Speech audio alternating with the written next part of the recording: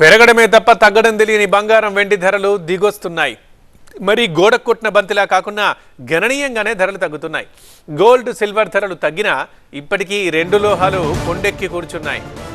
హైదరాబాద్లో తగ్గిన బంగారం వెండి ధరలు 4 రోజుల్లో 3,850 తగ్గింది. బంగారం ధర 24 క్యారెట్ల 10 గ్రాముల బంగారం ధర 1,39,150 ఉంటే 22 క్యారెట్ల 10 గ్రాముల బంగారం ధర 1,28,850 ఉంది. రికార్డు స్థాయిలకు చేరాయి. అటు పతనమైన వెండి ధరలు ఒక్క రోజులో 17,200 తగ్గింది కిలో వెండి.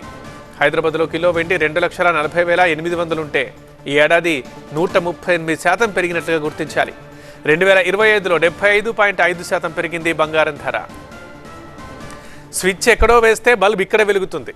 మన దగ్గర గోల్డ్ సిల్వర్ ధరలు పెరగాలంటే అంతర్జాతీయంగానే ఆ పరిణామాలు జరగాలి. ఇప్పుడు వాటి వల్లే పసిడి వెండి తగ్గుతున్నాయి. ట్రేడింగ్ పరిణామాలతోనే గోల్డ్ సిల్వర్ ధరల్లో క్షీణత కనిపించింది.